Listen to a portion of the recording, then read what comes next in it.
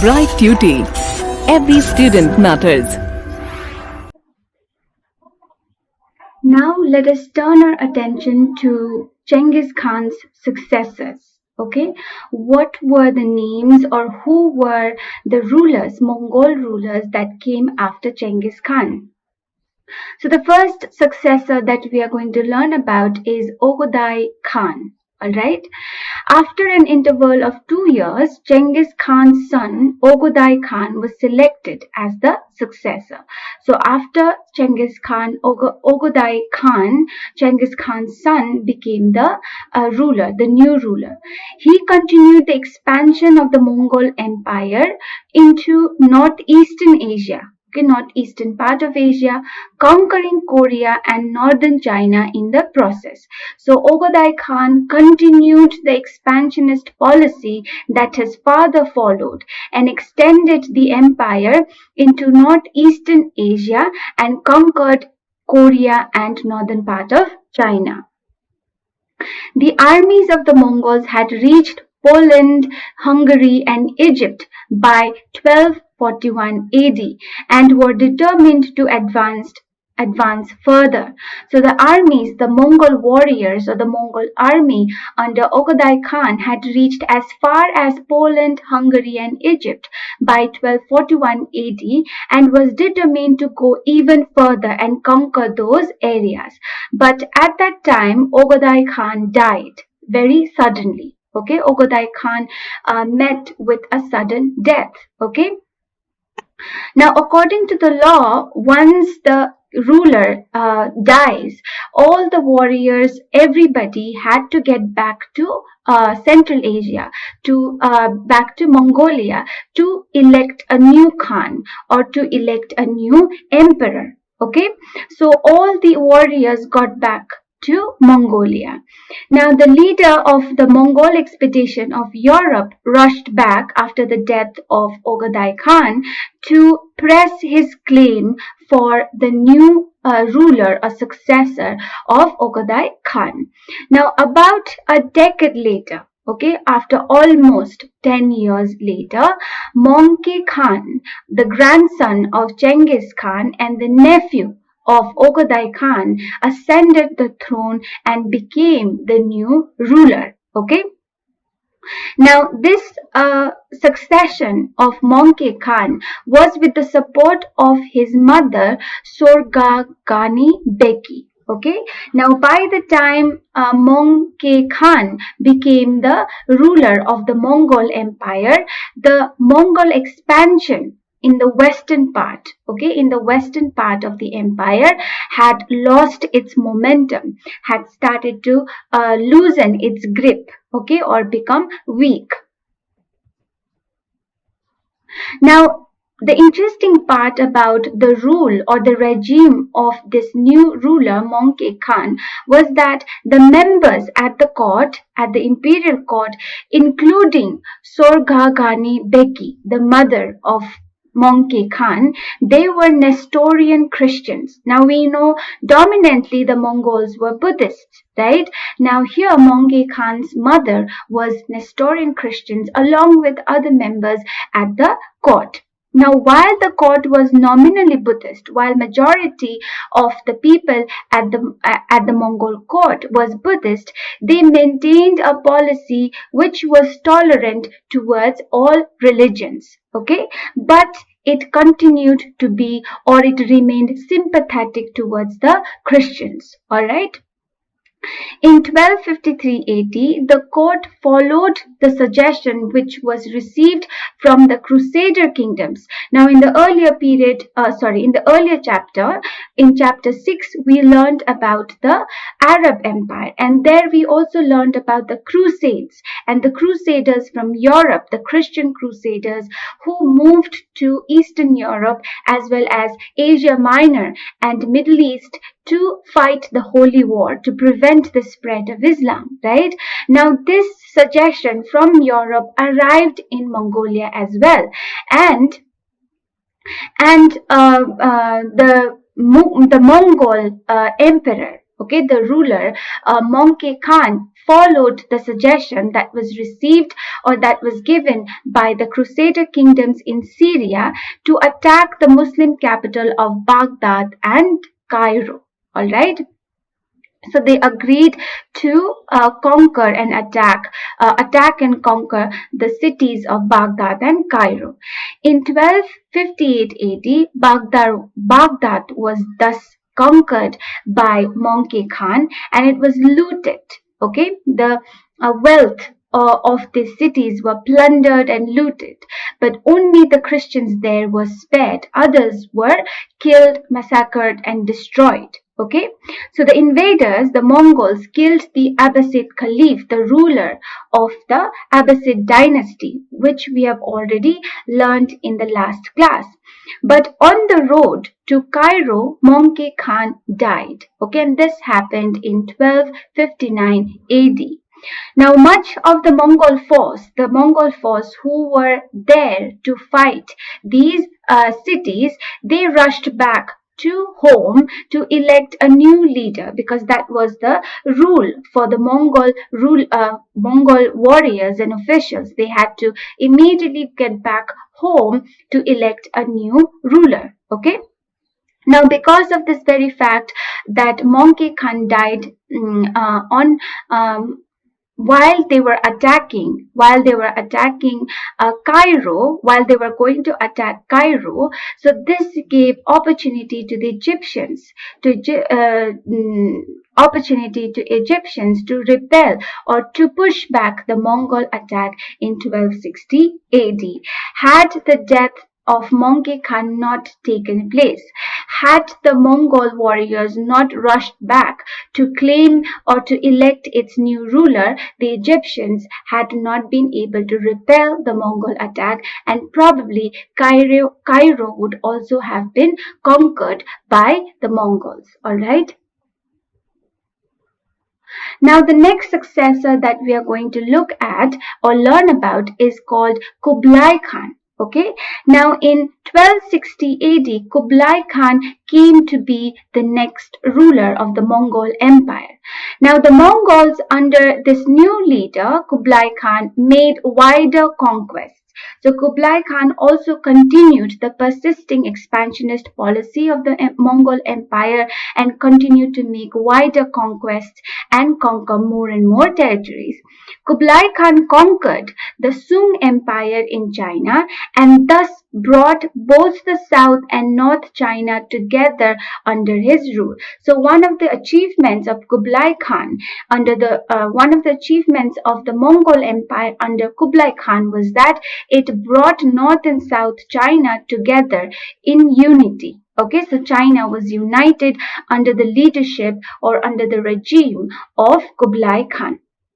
Now, Kublai Khan moved his court to Beijing and he formed the Yuan dynasty. He moved his capital to Beijing and formed the Yuan dynasty. At their greatest extent, the Mongols ruled over Russia, China, Central Asia, and Persia. So now the Mongols came to rule over the large extent of land which spread over Russia, China, Central Asia, and Persia.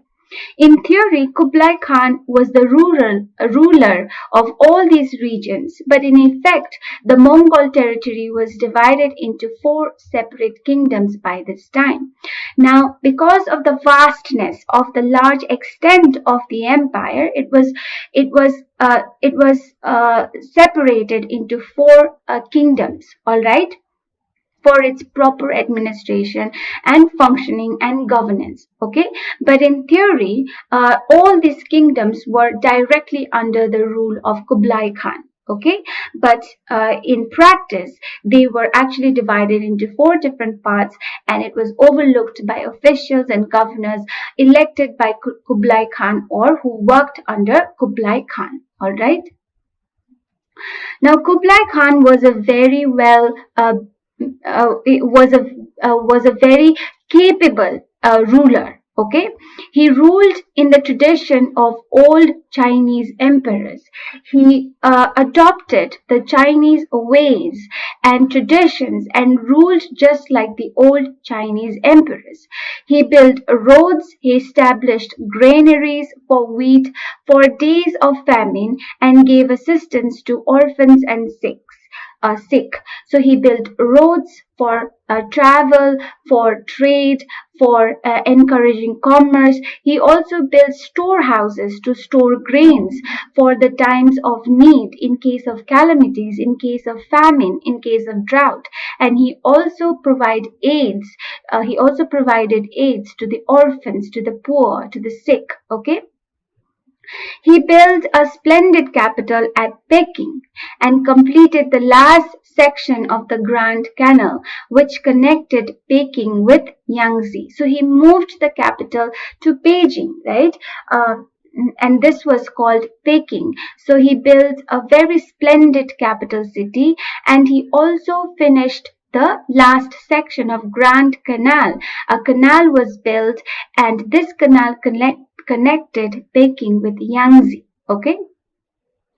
Kublai Khan's rule renewed the contacts of China with other cultures. Now, Kublai Khan established very good contacts with China, and China's contacts with other cultures and other parts of the world. Okay, so Kublai Khan was able to do that. We get very valuable information about the rule and empire of Kublai Khan from the account of life of Mongol China given by Marco Polo in his book Travels of Marco Polo. So one of the most important sources to understand Kublai Khan's administration, Kublai Khan's governance, Kublai Khan's empire, or the Mongol Empire under Kublai Khan, that is Marco Polo's book called Travels of Marco Polo. From there we can get vast array of ideas, information, knowledge about Kublai Khan and his rule. Okay. Marco Polo was a traveler who traveled with his two uncles all the way from Venice in Italy to the court of Kublai Khan. Okay. Their journey through Central Asia, okay, across Gobi Desert to finally reach Peking took 4 long years. In 1275 AD, Kublai Khan welcomed the traveler Marco Polo into his court. Marco Polo became one of the most trusted official of Kublai Khan, and he was employed and he worked in the government of Mongol Emperor Kublai Khan for 17 years. So you can imagine what kind of exchange of experiences both Kublai Khan and Marco Polo had during these 17 years. Okay. Marco Polo returned to his home, Venice in Italy, in 1295 AD, and on his return home, he wrote the story of his trip to Mongolia, trip to court of Kublai Khan and his experience in the book called The Travels of Marco Polo. Now this book we already know is an important source to understand Kublai Khan's regime, but apart from that, this book became extremely important for all the travelers, for all the traders, missionary leaders, geographers, and explorers who now traveled from Europe to Asia, Asia to Europe. So this book played an important role in influencing vast number of travelers, explorers, geographers, missionaries, merchants, etc. Okay, the Mongols now came to be regarded as the friends of Europe. Okay, the book gave an impression that Mongols were friends of Europe. Okay, now many missionaries, as a result of this understanding, this impression, they made their way to China to continue their preachings, to continue their services for education, for looking after the poor, etc. Okay, the Mongol Khans ruled both China China and the vast deserts and plateaus of Central and Western Asia. Now, Mongols were not only dominant in their rule, in their authority over China, but they ruled the vast tracts of desert and plateaus of Central and Western Asia. Okay, they gave protection to all the travelers that traveled across these areas of Central and Western Asia into East Asia. Okay. So the travelers were given protection. The trading caravans were also provided with protection, okay? And they could travel very safely from west to east and east to west, or through east and west, okay? In spite of the seesaw invasions during a century of Mongol rule over China, civilization suffered very little. Now, as the Mongol rule over China consolidated, it received, it experienced, or it was invaded and attacked by its neighbors, the enemies, okay? But the civilization did not suffer much. In fact, some of the aspects of the Mongol Empire reached new heights under the rule of Kublai Khan. The conquerors immediately recognized the value of civilization which they had subjugated. The conquerors were quite conscious about whom they were ruling, or who was being subjugated, who was being captured and conquered, what territories were being conquered. Okay, they recognized the value of the areas that were brought under their rule. Okay, in 1259, when Kublai Khan finally gained control over China, he came to develop strong admiration for the Chinese culture. Okay, and also he admired his subjects, the conquered subjects. So instead of looking at the inhabitants of China, which he had conquered, with disgust, with dislike, he admired them. He admired their culture. He admired their tradition. Okay, so that kind of attitude was developed, or that kind of attitude was shown by Kublai Khan and the Mongol emperors. Okay, it was during Mongol rule that Chinese drama and fiction were firmly established. So under the Mongol emperors, under the reign or regime of Kublai Khan, the Chinese drama and fiction were firmly established.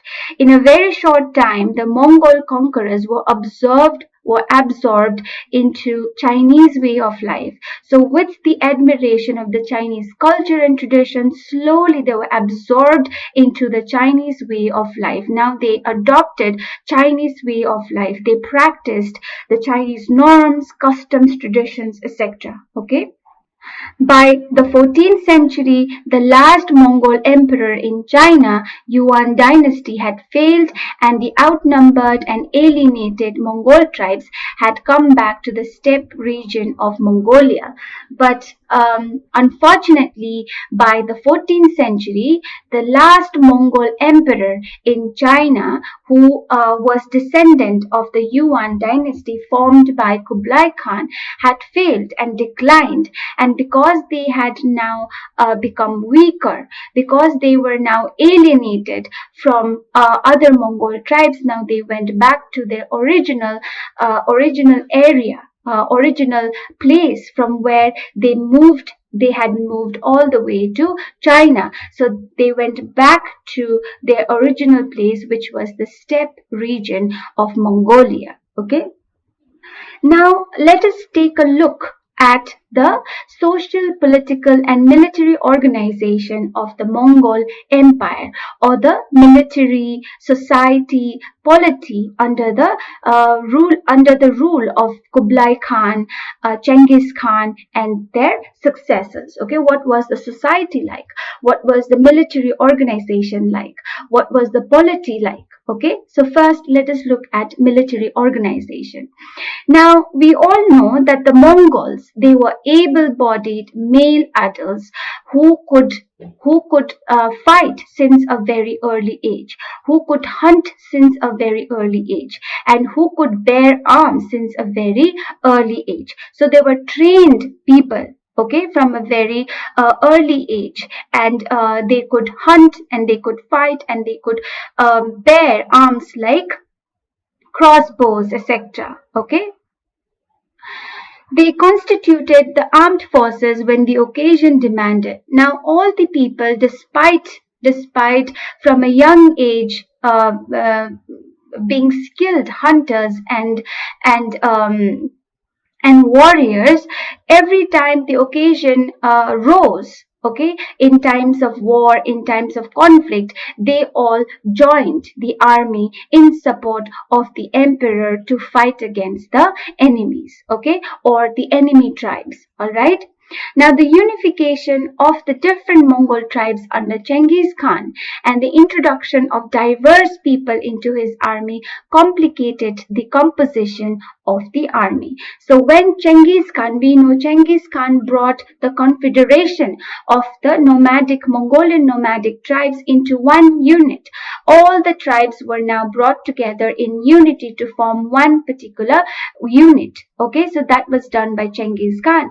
Now, while this was done, there was diverse people now living within one unit. That means the warrior groups, the military, also now came from the diverse tribes, came from diverse backgrounds. So this complicated the composition of army. That means the army was not homogeneous. The people, the warriors that formed the army were diverse. They belonged to diverse tribes. They belonged to diverse groups. Okay, so this included groups like Turks, Uyghurs, etc. All right, so this kind of diversity was maintained in the military organization. All right. Now, Genghis Khan's army was organized according to the decimal units in divisions, like tens, hundreds, 1,000s, 10,000 soldiers. So they were organized according to numbers like this. Okay, a group of 10, and then 100, and 1,000, 10,000. All right, 1 lakh, 100,000, etc. He divided the old tribal groupings and distributed their members into the new military units. Now, what Genghis Khan did was the old tribal groups of warriors, they were now mixed or they were now distributed among the new military units that he had reorganized. Okay, the new military contingents now formed by Genghis Khan, they served under Genghis Khan's 4 sons, okay, or those especially chosen captains of the army, and these captains of the armies were called Noyan. Okay, so basically the military contingents were commanded by Noyan. Okay. There were also bands of followers who had served Genghis Khan loyally through grave adversity for many years. Now, apart from these military contingents under Noyans, there were also bands of warriors who were separate, who were distinct from this military contingents, and these bands of warriors had served Genghis Khan loyally through grave diversity for many years, and they continue to serve Genghis Khan even for longer time. Okay. Now, some of these members of this band was referred to as, or they were honored as, blood brothers of Genghis Khan. Okay, Genghis Khan organized a rapid courier system that connected distant areas of dominion. Fresh mounts and dispatch riders were placed in outposts at regular spaced distances. Now, apart from these military contingents, Genghis Khan also set up a rapid courier system. So rapid courier system was basically a system whereby there were riders, okay, on horses who would ride from one post to another, delivering messages. Okay, so they would ride as fast as possible to deliver the message as quick as possible. Okay, so that was a network of courier system for delivering messages at distant outposts of the empire. So this kind of courier system was also established by Genghis Khan with the help of skilled military system, with the help of skilled Mongol warriors. All right. Now, when Genghis Khan's invasions had settled, Europe and China were territorially linked.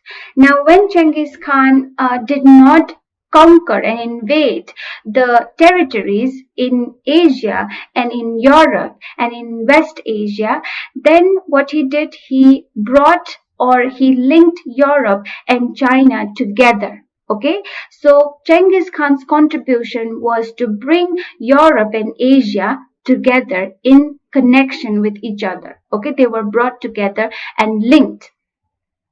Now, when peace was restored in both these areas of the empire, then trade commerce flourished. Okay, now what happened? From Europe, travelers and merchants traveled to Asia. From Asia, travelers and merchants and also explorers traveled to Europe.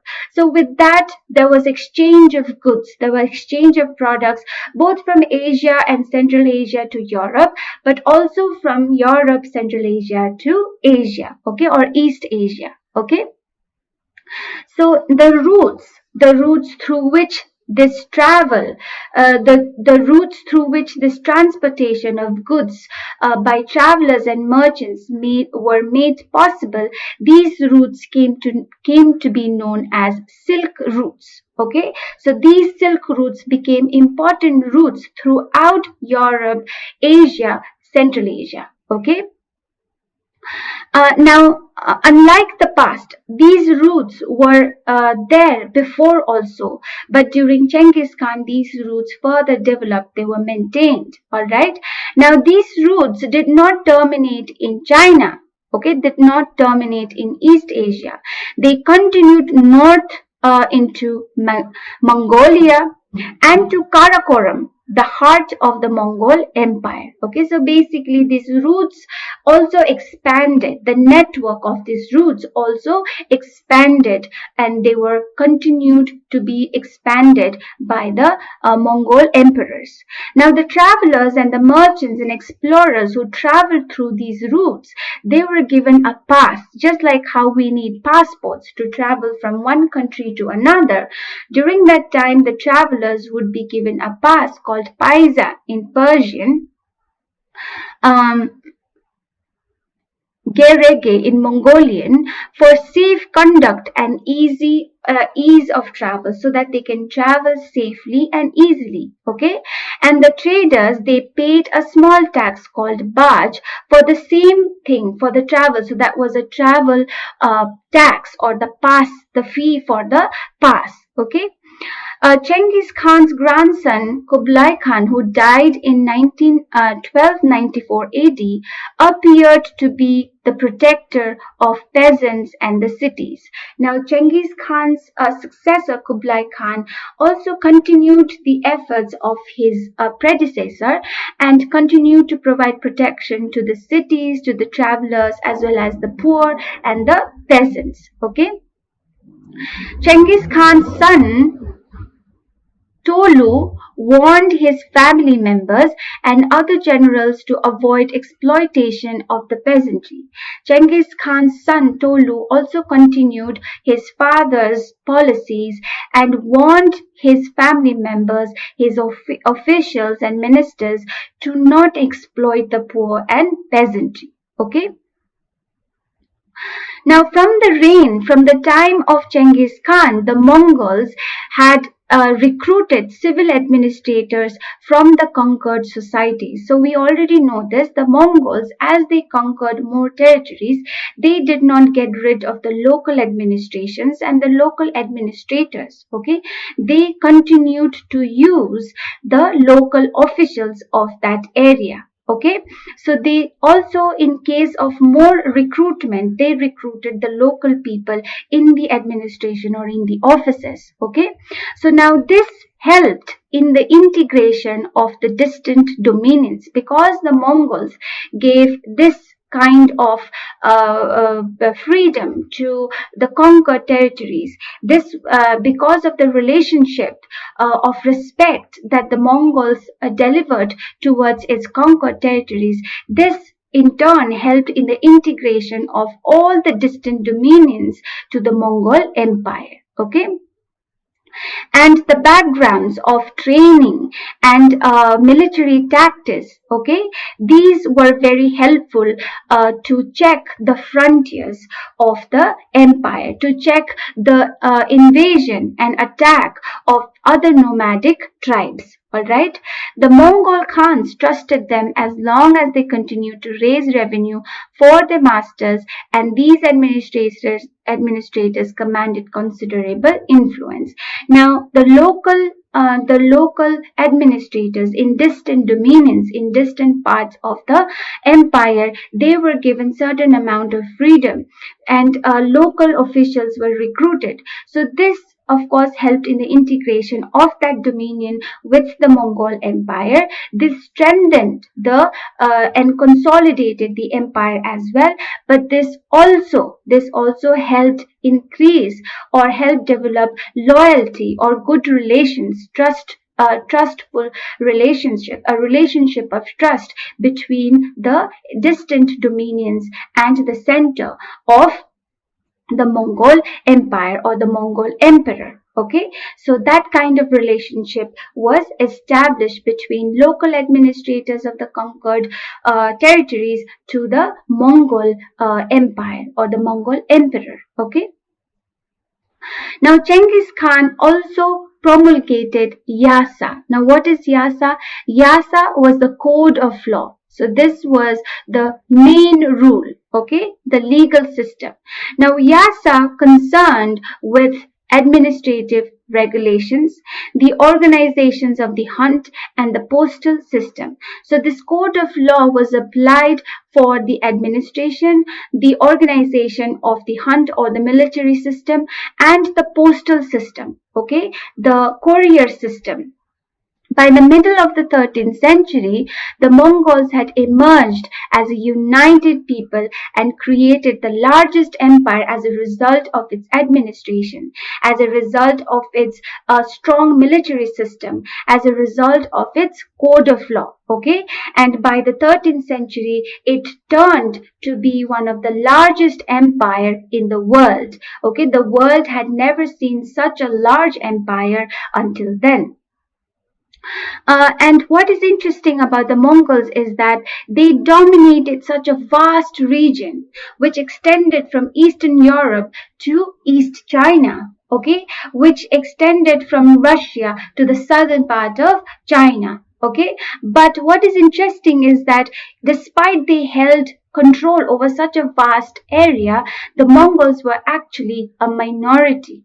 They were very less in number, okay, in comparison to the other tribes, in comparison to the other groups, okay, yet they dominated and they ruled over such a vast empire, okay. Now let us move to the religion or the adoption of Buddhism by the Mongols. Now by the 14th century, the military power of the Mongols had faded away. By the 14th century, the power and strength of the Mongols were fading. Okay, by 14th century, it was gradually fading. It was gradually declining. They had lost the feeling of collective cultural identity among themselves. Now, as the strength, as the power of Mongols began to decline, now people, as they came from different diverse tribes and groups, now they started to forget about the collective cultural identity, the identity which connected all of them. Okay, now they started to move separate ways as individual groups, as individual tribes. Okay.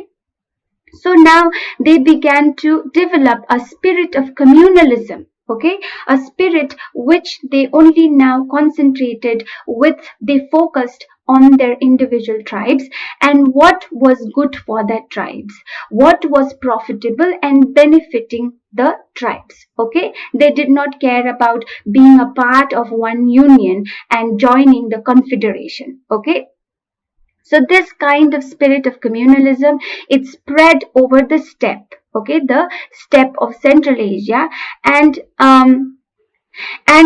the sense of unity among them began to decline because now people began to focus on who were Buddhists, who were Muslims, who were Christians. Now they began to see the differences between them, not what united them. Okay, so such communalism had begun to appear in Mongol Empire. Okay.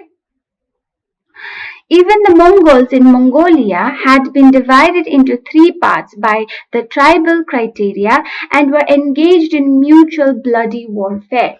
Now, even the Mongol tribes in Mongolia, they were divided into three tribal parts and they were constantly fighting with each other. Okay? Now, the military power and the feelings of their cultural heritage, that did not help anybody. Okay, because people had now developed a sense of communalism and they were segregating from each other. Okay.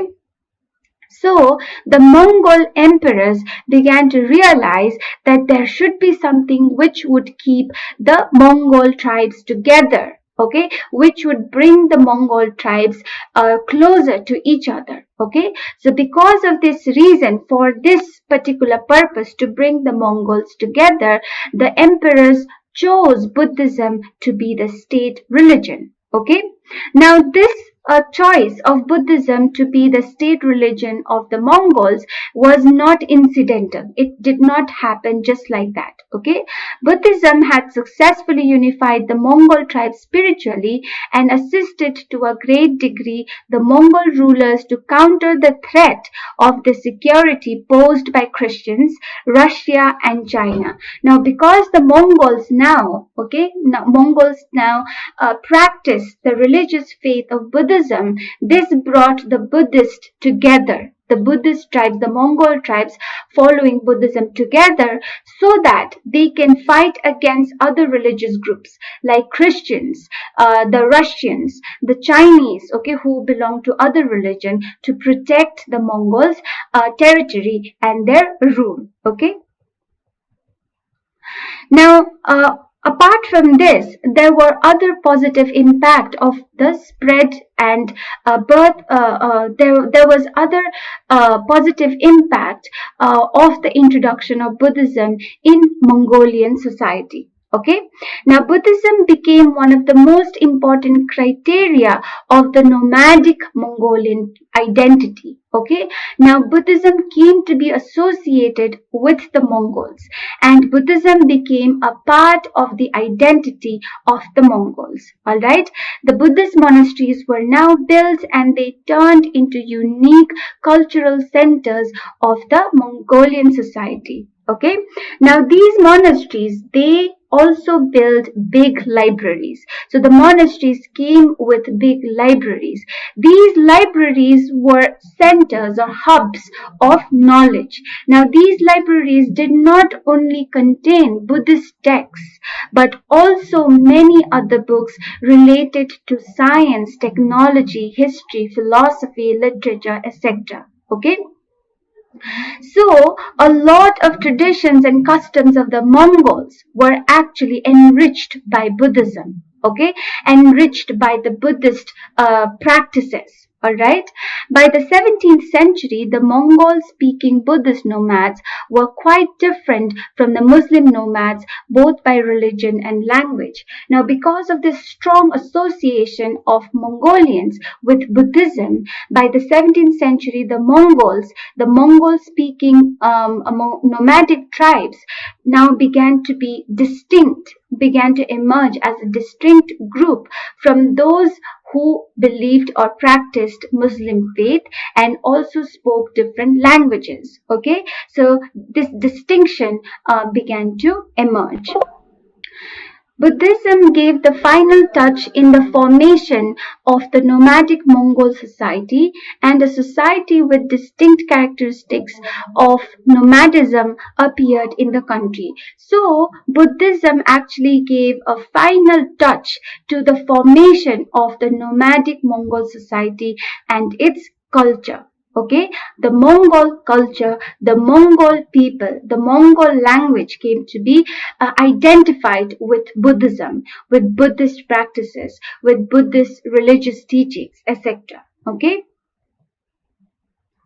Now let us look at the distinct characteristics and the nature of the nomadic Mongolian society.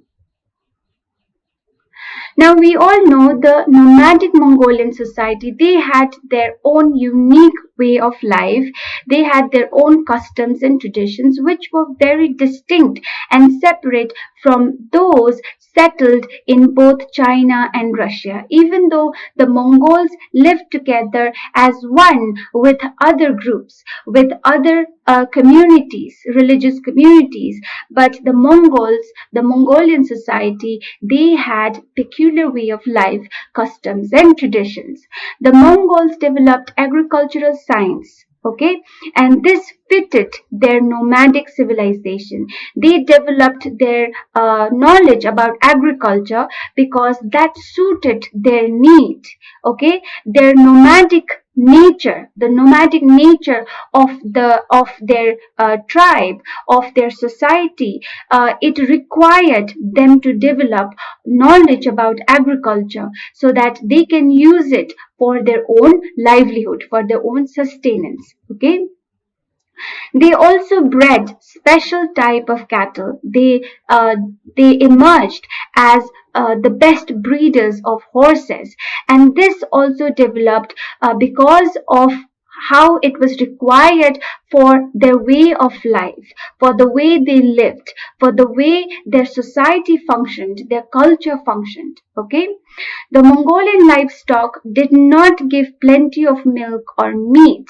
Okay, the livestock, the animals, they were prepared, they were used, or they were trained to live in the extreme hot or cold climates of the country. So this made the livestock very sturdy and tough so that they can be used for long journeys through harsh climate, so that they can be used for long campaigns, military campaigns and expeditions. Okay, so the way that they bred and they took care of their cattle, of their livestock, it suited their need. It suited their nomadic culture. Okay. It was only in the beginning of the 20th century that with the introduction of settled civilizations, achievement like cattle fences and preparation of fodder, the original Mongolian type of cattle breeding started losing its characteristics. Now it was only in the beginning of the 20th century the nomadic characteristics of the Mongolian tribe began to change. Now they began to settle. They began to adopt characteristics of settled civilizations. Now, with that, what happened? Some changes were introduced in the way they lived. So now they started to prepare fodder for the cattle. Okay, the cattle was kept inside fences, inside certain enclaves. Okay, so with this their cultural practices, their old traditions of cattle breeding, how they bred, their old ways of training the livestock and cattle, it started to lose its original characteristics. Okay. Second, the Mongols developed social customs connected with nomadic way of life. So the customs that the Mongols followed, that also was that also developed in a way that it demonstrated their nomadic way of life. It could be identified with the nomadic way of life, that it was beneficial for the nomadic way of life. They gathered things in connection with felt making, hair cutting of a baby, songs to make cattle accept the rejected baby, etc. With the introduction of European signs of cattle breedings, these customs began to fade away. So the Mongols had their own way. There were customs which were followed to give a baby a the haircut, okay, in certain manner, to sing songs to animals when the animals rejected the newly born baby so that they don't reject, okay. So these kind of customs were followed by the Mongols. But with the introduction or with the adoption of European science and other cultures and other traditions from the foreign land, their ways, their customs of cattle breeding, their customs of how they cut the hair of the baby, the style in which the hair was cut, all these began to change and they began to fade away gradually. Okay. Now the nomads, they lived in a special kind of a dwelling called ger. Okay, they lived in a house called ger. Now these dwellings were wooden structures and this could be taken off any time and then again put into another place and it would be all fine. Okay, these were just like tents that when you don't want it, you fold it away, and when you want it again, you put it right up and you make a tent. Okay, so this was the kind of dwellings that they lived in. Okay, but this also began to change later. Number 4, the Mongol nomads designed a calendar which suited the nomadic way, just the way their cultures and traditions were. It designated number of holidays that suited the need or the way of their lives. The main events of this calendar was Sagansar, or the Mongolian New Year, alright, and Han's Day. So these were some of the main events like the New Year or the day which celebrated the blossoming of new plants, okay, or the animals finally waking up from deep cold dark winter. So all these were part of the calendar and they were celebrated, okay. So these all suited their nomadic way of life. The Mongols developed their script. They were originally borrowed from Uyghurs. Okay, they, however, developed it to the extent that it suited all the dialects of the Mongolian language. The Mongolians, in fact, used a dozen scripts, out of which only the Uyghur scripts has survived due to its highly developed structure. Now, the Mongols developed many scripts, but they could finally develop only one script, which became quite dominant because of its development, and that was the Uyghur script. Okay. Now the Mongolians were quite advanced in a way of writing history. So they had a tradition of writing history. So all the accounts or all the important events of an emperor or of the empire, they were all documented or written by a person, a writer or a historian. Okay. And they used a very good quality, or the best quality of silk was used to wrap these books. So they respected, they revered, or they valued the history books or the written books. Okay, they had great respect for the books. Now, no Mongols were allowed to sit or step on a book. So that kind of respect was provided or shown to the books. Okay. The Mongols wrote famous books like Secret History of Mongols, Golden History, Crystal Mirror, etc. Okay, these were some of the world famous books that the Mongols wrote.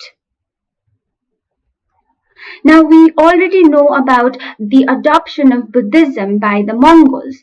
So, with the adoption of Buddhism, the Mongols clearly made itself distinct from the neighboring nations. Okay, now with the introduction of Buddhism and the spread of Buddhism among the Mongol tribes, now they could differentiate themselves from Christian Russia, Confucian China, and Muslim Central Asia. Okay, and also now they could preserve their culture, okay, their Buddhist culture. So Buddhism became a cultural center for them. Okay, the Buddhist monasteries became a center of culture and knowledge for the Mongols. Okay, most of the Mongols, they lived in monasteries. The scholars lived in the monasteries, and they created cultural values for the people, for the whole of the Mongols to follow, to learn from.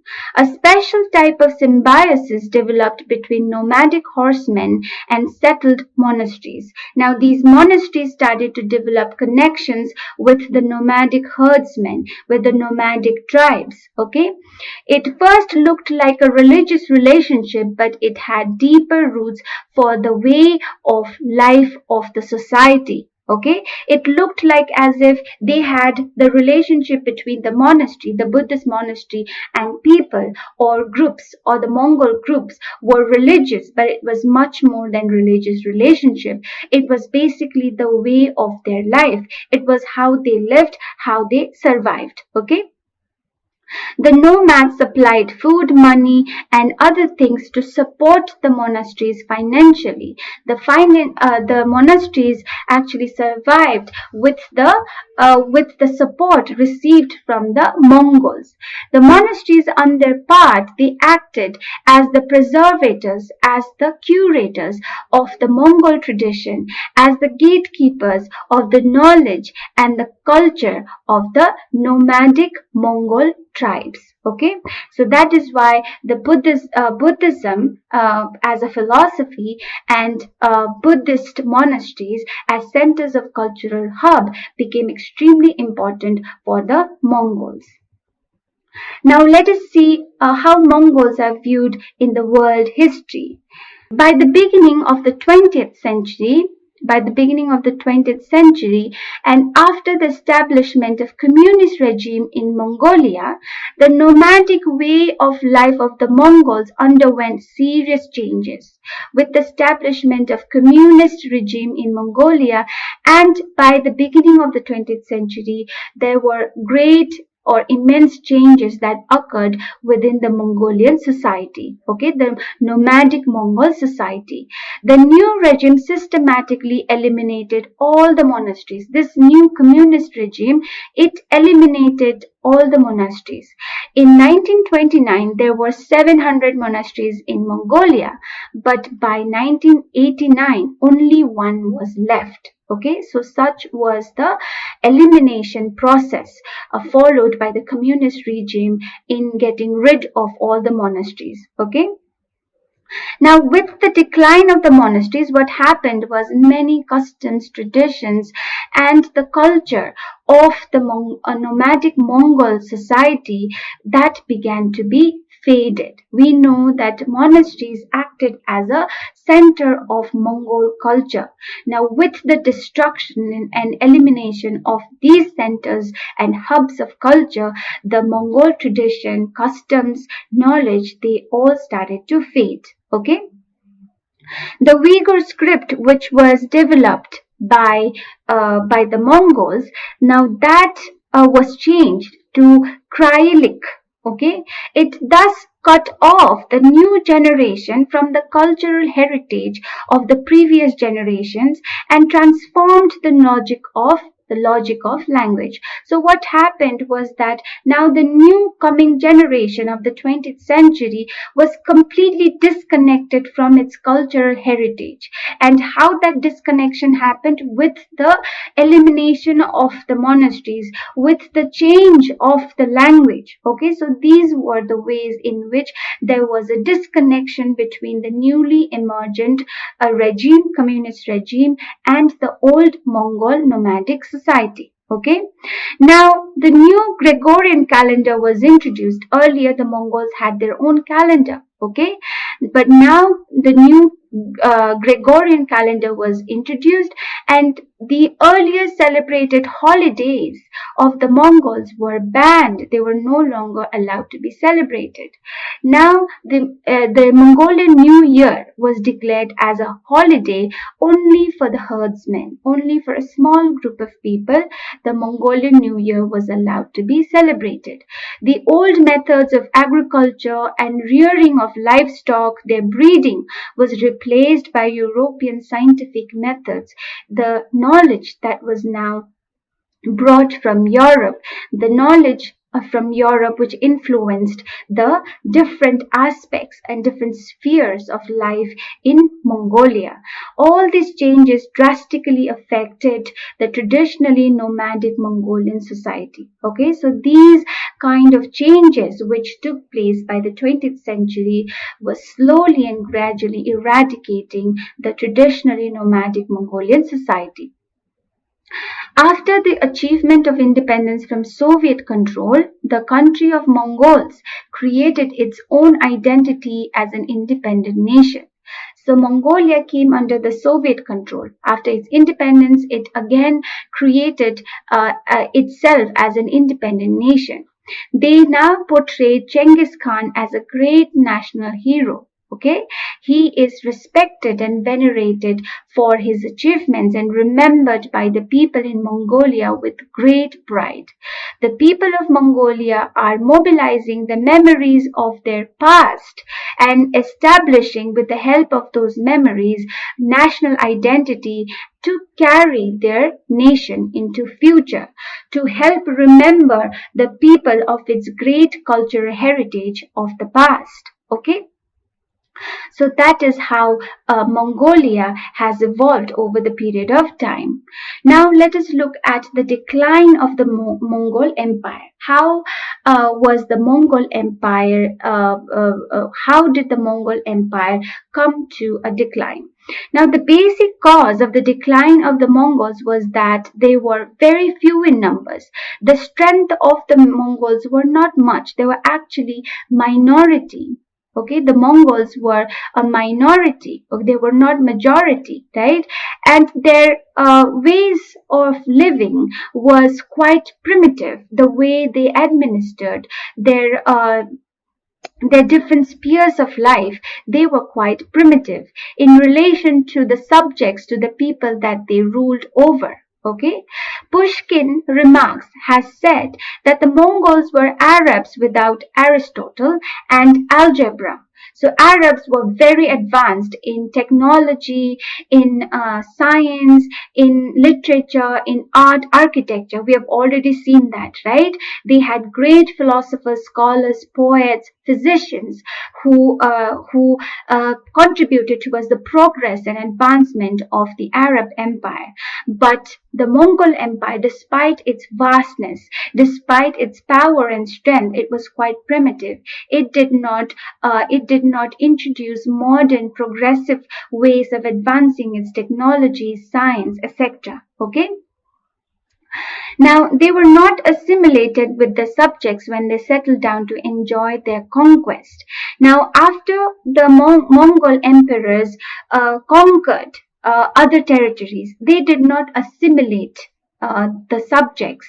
They did not assimilate that territory with the Mongol Empire. Okay.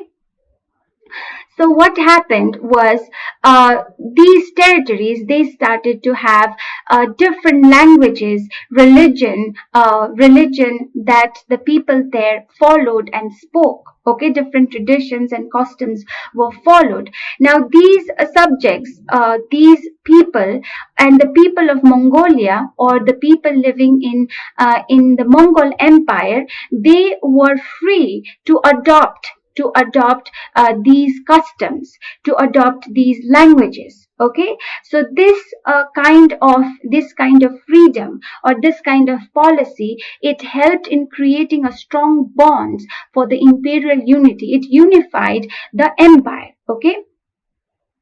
But the Mongols, they were less advanced than the Arabs. Okay, and they did not enjoy the advantage of the Arabs whom they ruled over. Okay, they were less advanced, and they did not concentrate themselves on on improving their technologies, on using the knowledge of the Arabs or of the conquered areas to advance their technologies and science. It was rather opposite case with them. They adopted the languages, they adopted the religion and culture of their more advanced subjects, and thereby lost their identity. Okay, what they adopted was the language, religion, culture. Okay, so this was the main cause of dissolution of the empire soon after its creation, because they did not concentrate in using the knowledge to advance its science, advance its technology, and remained primitive in that sphere. And what they did was they adopted their conquered territories, languages, religion, cultures, that led to the dissolution of the fading away of their own culture and tradition. Okay. The second cause was that the empire was shattered by internal rivalries as well as by cultural assimilations. Now, internal rivalries and cultural assimilations were another cause for the decline of the empire. The assimilation of other cultures began when Kublai Khan decided to move the Mongol capital from Karakoram to Peking. Okay, we know that Kublai Khan, after he came to power, he moved his capital to Peking. Now, after that, what he did was we know he was admirer of the Chinese traditions and cultures, but along with being an admirer, he adopted the Chinese manners. He adopted the Chinese cultures. Okay, so he started to rule from a palace of Chinese design. He started to conduct elaborate Chinese Confucius ceremonies, and he built new Confucian temples. Okay, so these kind of measures taken by Kublai Khan, it demonstrates that he was basically becoming Chinese rather than maintaining his distinct identity as a Mongol emperor. Okay. So because of this, all right, because of this, his brother Eric Bok had began to contest election as a Grand Khan. He began to contest Kublai Khan to be the next Khan, to be the next Grand Khan. Okay, now Kublai Khan was able to crush that contestation, able to be successful, able to come out successful from that contest. And after that, he was again challenged by his cousin Kaidu. Okay, he controlled Turkestan, and the conflict between Kublai Khan and his cousin Kaidu went on for 40 years. Okay, and it did not result in anything. It ended in a stalemate. Okay, nothing came out of it. Now, these internal rivalries also shattered the Mongol Empire along with the assimilation of other or foreign cultures. All right. Now, thirdly or lastly, the adoption of other religions by Mongols also led to the decline of the Mongol Empire. The successors of Hulagu, the Persian ruler, adopted Islam in 1295. Okay, Islam was adopted as the official religion in 1295. Now, this reflected the assimilation of Mongols into their Iranian Islamic culture. Okay, so from Buddhist, it went to become Iranian Islamic regime. Now, likewise, the Golden Horde across the Caucasus Mountain went its own way. It was influenced. So just like the Persian ruler adopting Islam, now other parts of the empire also started to adopt own religion as they wished. Okay, now that the Golden Horde area, okay, which was across the Caucasus mountain, was influenced by the native Christian Orthodox culture, okay, and also by the official Islamic creed. Now before the only remaining pure Mongols were those in ancestral Mongolia, where they came under the influence of Buddhism and sank into obscurity. So before long, what happened was different parts of the Mongol Empire began to adopt and get influenced by different religions, different cultures, okay, and the actual ancestral Mongolia was reduced to just a small part where a small region where Buddhism continued to become the official religion, and slowly as it becomes smaller and weaker, it sank into obscurity. Okay, it no longer remained powerful. So as a result of that, the Mongol Empire came to its demise. Now, the image of Genghis Khan, we have already learned about Genghis Khan. So, how Genghis Khan is imagined is that he is imagined most commonly and popularly as destroyers of cities and as murderers of millions of people. Right? We already learned how he led military campaigns, destroyed cities, properties, killed millions of people. So this kind of image has been popular among the people. But for Mongols, Genghis Khan was one of their greatest leader of all times. He united the Mongol people. He freed them from the tribal wars, from the rivalries, and also from the Chinese exploitation. So because of these reasons, Genghis Khan appears to be venerated as one of their greatest leaders. He brought the Mongols not only to such a powerful position, but to prosperity. Okay, he restored the trade routes. The great silk routes were expanded, were improved, and the markets that flourished, the trade that flourished, attracted distant travelers and traders and merchants like Marco Polo. So such was Genghis Khan, despite his imagination popularly among the people as murderer and as destroyer of cities. Okay. So as we conclude, what we can say is that we can get amazed by the size of the Mongol Empire in the 13th century. We know that how vast the extent of the territory of the Mongol Empire was by the 13th century, right? It extended from Europe in the west to East Asia in the east, right? And also it embraced the diverse group of people that belonged to different parts of its empire.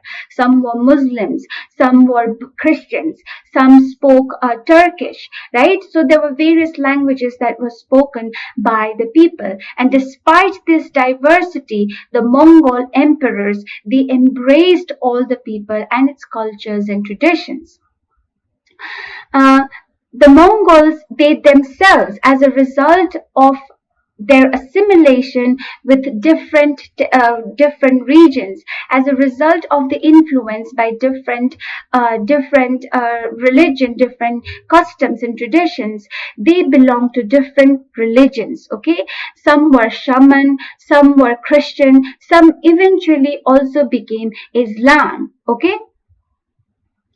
The Mongols, apart from being influenced by other religions, other customs, they also recruited, they appointed their officials, their administrators, their ministers, and commanders and generals in their army from this diverse group of people again who spoke different languages, who followed different religious faiths, who practiced different traditions and customs. Okay. So the Mongols, despite its fall, despite various problems and drawbacks that it suffered from, because of how it was able to embrace diversity of people living within its territory, within its empire, this provided a great inspiration. This provided a model for the rulers that were to come in future. So who were these rulers? Who were these emperors? So they were the Mughal emperors in India. The Mughal Empire, which was established in India, they were highly influenced, deeply inspired by the Mongols. Okay, so this we'll understand when we go and learn about the Mughal Empire, or you must have already read little bit about Mughal Empire in India during the medieval period, right? So the Mughals were deeply and highly inspired by the ideological model set by the Mongols. Okay,